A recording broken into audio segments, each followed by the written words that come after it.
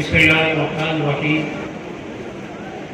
الحمد لله رب العالمين، والصلاة والسلام على سيد المرسلين وعلى آله وصحبه ومن تبعهم بإحسان إلى يوم الدين. أما بعد، أعوذ بالله من الشيطان الرجيم. بسم الله الرحمن الرحيم. يا أيها الإنسان ما غرك بربك الكريم الذي خلقك فسواك فعدلك في أي صورة ما شاء ركبك كلا بل تكذبون بالدين وإن عليكم لحافظين كراما كاتبين يعلمون ما تفعلون. وقال النبي صلى الله عليه وسلم في حجة الوداع: يا أيها الناس ألا إن ربكم واحد وإن أباكم واحد، أو كما روى النبي صلى الله عليه وسلم. محترم حضرات، ہم سب جانتے ہیں، چاہے ہم جس مذہب کے ماننے والے ہوں، کہ اللہ نے اس دنیا کو پیدا کیا اور دنیا کی جتنی چیزیں ہیں سب کو اللہ ہی نے بنایا. یہ ہم سب کا عقیدہ ہے، سب لوگ ہم اس کو مانتے ہیں. انسان کو بھی اللہ ہی نے بنایا، چرند پرند جانور جو بھی ہیں سب کو اللہ نے پیدا کیا، اور اللہ نے پیدا کرنے کے بعد سبوں کو شعور دیا، سمجھ دی. لیکن یہ شعور اور سمجھ الگ الگ اعتبار سے. اتنا تو سب کو شعور دیا، اور سب کو اتنی حرکت دی، اتنی سمجھ دی کہ وہ اپنی زندگی گزارنے کا طریقہ جان لے اور اپنے حساب سے بہتر طور پر زندگی گزار لے. چنانچہ ہم جانوروں کو بھی دیکھتے ہیں کہ وہ آپس میں ایک دوسرے سے بات کر لیتے ہیں، ایک دوسرے کے دکھ درد کو سمجھ لیتے ہیں، ایک دوسرے کے لیے وہ کام کرتے ہیں. چیونٹیوں کے بارے میں تو قرآن کریم نے خود کہا، اور باقاعدہ ریسرچ کر کے سائنسدانوں نے اس کو ثابت بھی کیا جو قرآن کریم نے کہا کہ پورا ان کا نیٹ ورک اسی طرح سے ہے جیسے انسانوں کا. تو اللہ تبارک تعالیٰ نے جو ہم کو اس دنیا میں رہ کر کے زندگی گزارنے کے لیے جو معلومات کے ذرائع دیے کہ جس کے ذریعے سے ہم اسباب کو، چیزوں کو معلوم کر کے صحیح ڈھنگ سے زندگی گزار سکے، اس میں سب سے اہم ذریعہ حواس خمسہ ہے. یعنی آدمی دیکھ کر کے معلوم حاصل کر لیتا ہے، کسی چیز کو جان لیتا ہے کہ چیز کیسی ہے نہیں، سن کر کے معلوم کر لیتا ہے، چیک کر کے معلوم کر لیتا ہے، ہاتھ سے ٹٹول کر کے معلوم کر لیتا ہے. تو سن کر کے، دیکھ کر کے، سون کر کے، چیک کر کے، ہاتھ سے ٹٹول کر کے، یہ جو ذریعہ ہمارے ہیں جاننے کے، اللہ تعالیٰ نے یہ ذریعہ جانوروں کو بھی دیا ہے. اس لیے یہ جانور بھی ان پانچوں چیزوں سے فائدہ اٹھا رہے ہیں. وہ بھی سن کر کے، دیکھ کر کے، چیک کر کے، چھو کر کے اپنی زندگی گزارنے کے لیے نفع اور نقصان دہ چیزوں سے واقفیت حاصل کر لیتے ہیں، اس کو جان لیتے ہیں کہ کون سی چیز ہمارے لیے نفع کی ہے، کون سی چیز نقصان کی ہے. اس لیے وہ اسے فائدہ اٹھا رہے ہیں، اسے کام چلا رہے ہیں. اللہ رب العزت نے انسانوں کو ان پانچوں چیزوں کے علاوہ کہ دیکھنے کی صلاحیت دی، سننے کی صلاحیت دی، سونگنے کی صلاحیت دی، چکھنے کی صلاحیت دی، ہاتھ سے ٹٹولنے کی صلاحیت دی. اس سے آگے کی ایک اور صلاحیت دی جو ان جانوروں کو نہیں، یعنی عقل. اور عقل کی بنیاد پر اللہ تعالیٰ نے انسان کو ان تمام جانوروں میں، تمام جتنی جتنی بھی چیزیں اللہ نے دنیا کے لیے پیدا کی، دنیا میں پیدا کی ہے، ان سب پر فوقیت تھی کہ انسان اس سب سے اچھا اور افضل، اس لیے ان تمام چیزوں کو، دنیا کی جتنی بھی کائنات کی چیزیں ہیں، ان سب کو انسان کی خدمت میں لگا دیا۔ کچھ چیزوں کو تو انسان کو اختیار کیا، تم اسے جیسے چاہو کام لو، اور کچھ چیزوں کے سلسلے میں انسان کو اختیار نہیں کیا، بلکہ اللہ نے اپنے ہاتھ میں رکھا۔ جیسے سورج ہے، چاند ہے، بارش کا نظام ہے، موسم کا نظام ہے، سردی گرمی کا نظام ہے، اس سب کا نظام اللہ نے اپنے ہاتھ میں رکھا۔ وہ جب چاہتا ہے بارش ہوتی ہے، جب نہیں چاہتا ہے نہیں ہوتی ہے، جب وہ چاہتا ہے سردی آتی ہے، جب وہ چاہتا ہے گرمی آتی ہے، جب وہ چاہتا ہے سورج کو نکالتا ہے، جب چاہتا ہے نہیں نکالتا، چاند کی روشنی جب چاہتا ہے گرہن کے ذریعے سلب کر لیتا ہے، جب چاہتا ہے چاند کو روشن رکھتا ہے، بادل کے ذریعے جب چاہتا ہے اس کی روشنی کو ہم لوگوں سے چھپا دیتا ہے۔ یہ پورا نظام ہے۔ لیکن دوسری چیزیں جو اس کو اللہ رب العزت ہمارے لیے مسخر کر دیا، اس کو کام میں لگا۔ جتنے جانور ہیں، چرند پرند ہیں، ان سب کو ہماری خدمت میں لگا دیا۔ دنیا کے اندر جتنی چیزیں، لوہا پیدا کیا، سونا پیدا کیا، چاندی پیدا کیا، کوئلہ پیدا کیا، ابرک، تانبا، پیتل، جتنی بھی چیزیں پیدا کی اللہ رب العزت نے، سب کو ہمارے کام میں لگا دیا۔ اب انسان ان 5 چیزوں سے سن کر، دیکھ کر، چیک کر کے معلومات حاصل کرتا ہے، آنکھ سے پڑھتا ہے، پڑھ کر کے معلومات حاصل کرتا ہے، سن کر کے معلومات حاصل کرتا ہے، پھر اس پر محنت کر کے، ریسرچ کر کے اس کو وہ اپنے مختلف کاموں میں لاتا ہے۔ تو جتنی وہ محنت کرے گا اپنے آپ اور شعور کے ذریعے سے، اتنی ہی وہ اس پہ ترقی کرتا چلا جائے گا۔ جانوروں کو اللہ نے عقل نہیں دی، لہذا دیکھیے کہ کبھی آپ نہیں سنے ہوں گے کہ جانور پہلے کھانا کھاتا تھا، گھاس بھوسا، اب وہ بریانی بنا کر کھانے لگا، ترقی کر کے وہ مٹھائی طرح طرح کی بنا رہا۔ بالکل نہیں۔ وہ زندگی گزارنے کا پہلے اس کا تھا کہ وہ ننگے رہتا تھا، اب کپڑا پہننے لگا، کپڑوں میں بھی ترقی ہو گئی ہے کہ قسم قسم نوعوں کے کپڑے پہن رہا ہے۔ نہیں، اس کی زندگی گزارنے کا جو طریقہ بالکل اسی کے پیدائش کے وقت، جس وقت اللہ نے ان کو پیدا کیا تھا، بنایا تھا، جو تھا، آج بھی وہی ہے۔ اللہ نے جو ان کو 5 چیزیں حواس خمسہ عطا فرمائی، اس سے کہا تم کام لو اور اسی پر اکتفا کرو۔ گھر بنانے کا ہو، اس کا ہو، چونٹیاں سوراخ بناتی تھی، وہ آج بھی بنا، پرندے گھونسلے بناتے تھے، وہ آج بھی گھونسلے ہی بنا رہے۔ ایسا نہیں ہوا 4-5 منزلہ بلڈنگ بنانے لگے۔ ان سب کی زندگی گزارنے کا پوری تاریخ اٹھا کر کے پڑھ لیجیے، ذرہ برابر فرق محسوس نہیں کرے گا،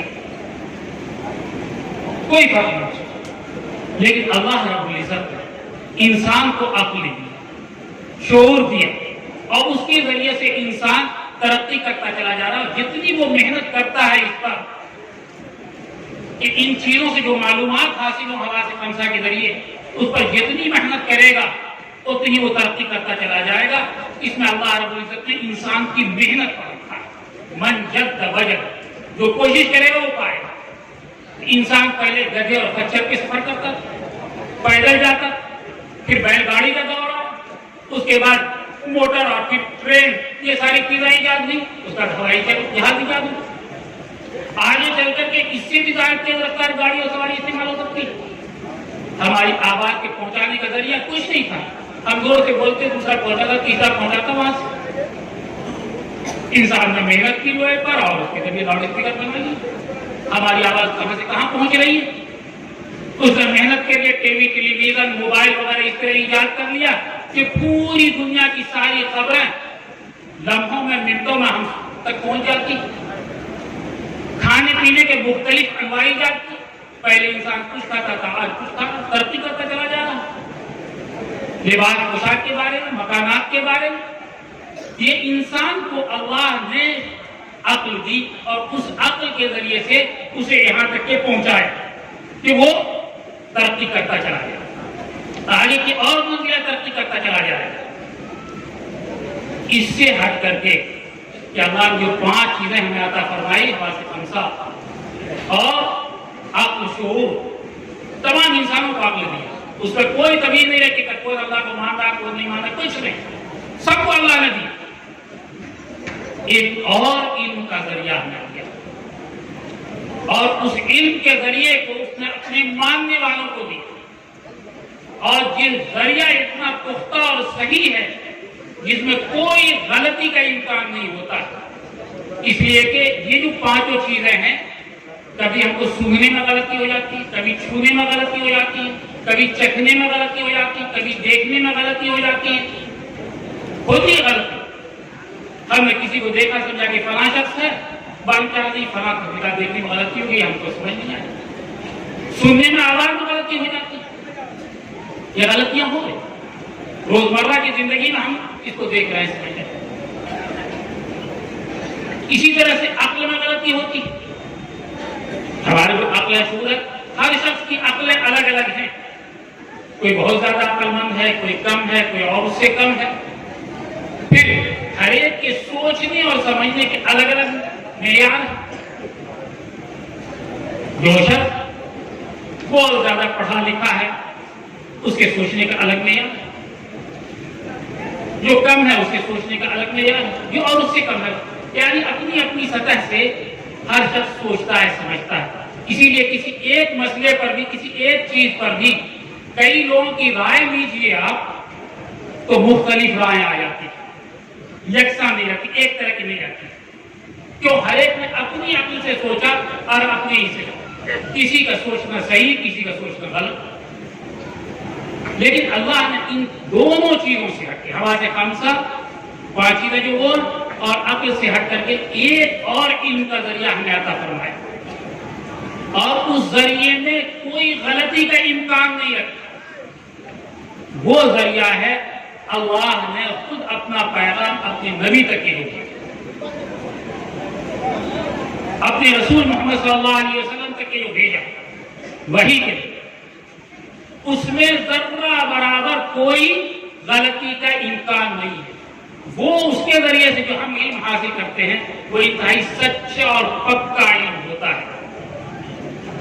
ہمارے غیر مسلم بھائی یہاں موجود ہیں، میں ان سے کہوں گا کہ وہ اپنے ویدوں کو پڑھیں۔ افسوس یہ ہے کہ ہم مسلمان قرآن کو نہیں پڑھتے، اس سے تعلیم حاصل نہیں کرتے، اس میں جو لکھا ہے اس کو ہم سمجھنے کی کوشش نہیں کرتے، اور ہمارے مسلمان بھائی کے علاوہ جو غیر مسلم بھائی ہیں، وہ اپنی کتابوں کو، اپنے ویدوں کو نہیں پڑھتے۔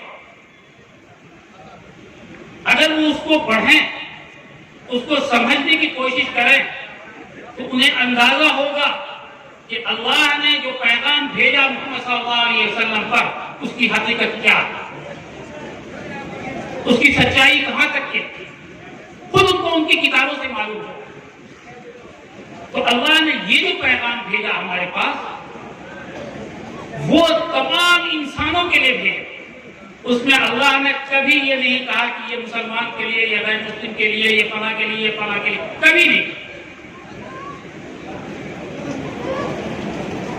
کھل کر کے اللہ کے رسول صلی اللہ علیہ وسلم نے اپنے آخری حج کے موقع پر، جو مکے میں حج کیا تھا، اور جو مسلمان حج کرنے کے لیے مکہ جاتے ہیں، وہاں کھل کر کے اللہ کے رسول صلی اللہ علیہ وسلم تمام انسانوں کو مخاطب کر کہا، یا ایھا الناس، اے لوگ، اے مسلمان نہیں کہا، اے لوگ، تمام لوگوں کو خطاب کر کے کہا، مخاطب کر کے کہا، ان ربکم واحد، تمہارا پالنہار، تم کو روزی دینے والا، تم کو روٹی دینے والا، کپڑا مکان دینے والا، تم کو پیدا کرنے والا، تمہاری ہر طرح کی شیطانوں سے حفاظت کرنے والا صرف ایک پالنہار ہے، ایک رب ہے، وہ اللہ، کوئی دوسرا نہیں۔ اور وَإِنَّ أَبَاكُمْ وَاحِدٌ، تمہارا باپ بھی ایک ہے، وہ حضرت آدم علیہ السلام، وہی سب کے باپ، پورے انسان کے، چاہے وہ کسی نسل کا ہو، کہیں بھی رہتا ہو، دنیا کے کسی گوشے میں ہو، کسی کونے میں ہو دنیا کے، سب کا باپ ایک ہے، وہی آدم علیہ السلام۔ دوسری جگہ قرآن شریف فرمایا، اللہ یا ایھا الناس اتقوا ربکم الذی خلقکم من نفس واحدہ وخلق منها زوجها وبث منهما رجالا كثيرا ونساء. اے لوگوں، یہاں پر بھی اللہ نے سب تمام انسانوں کو مخاطب کر کے کہا اے لوگ، قرآن میں ہے اے لوگ، اس رب سے، اس پالنہار سے ڈرو، اس کا پاس و لحاظ رکھو، اس کا خیال کرو کہ جس نے تم کو ایک مرد سے پیدا کیا، ایک نفس سے، ایک جان سے پیدا کیا، اور اسی جان سے اس کا جوڑا بنایا، یعنی حضرت آدم کو پیدا کر کے حضرت حوا کو انہی سے پیدا کیا، اور پھر ان دونوں سے ملا کر کے پورے لوگوں کو، پورے انسانوں کو پیدا کیا اور پھیلا دیا پوری دنیا میں. آج تک جتنے انسان پیدا ہو رہے ہیں سب کا نسب اور سب کا آخری وہی پہنچتا ہے. اس لیے انسانوں میں کوئی بھید بھاؤ نہیں، انسان ہونے کے ناطے سب ایک، چاہے وہ مسلمان ہو، ہندو ہو، سکھ ہو، عیسائی ہو، جین ہو، بدھسٹ ہو، کسی بھی دین اور مذہب کے ماننے والے ہو، اور قرآن سب کو مخاطب کرے گا، یاد دلائے. اس لیے اس نے جو تعلیم دی ہم اور جو اس نے بات بتائی ہمیں، اس میں ذرہ برابر بھی کوئی خلافی واقعہ نہیں ہو سکتا ہے، اس میں کبھی کوئی غلطی ہونے کا امکان نہیں. اسی لیے دیکھیے کہ جب پروردگار نے وہ چیز ہمیں عطا فرمائی اور انسانوں کے لیے فرمائی تو اس کو ایسی زبان میں نازل فرمایا کہ وہ زبان آج تک اسی طرح سے، کوئی اس میں تبدیلی نہیں ہے، کوئی اس میں فرق نہیں.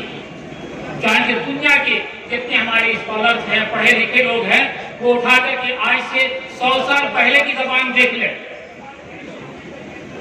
چاہے وہ اردو ہو، فارسی ہو، ہندی ہو، سنسکرت ہو، انگریزی ہو، کوئی بھی زبان ہو، سب میں تبدیلی آ گئی، سب میں بدل گیا.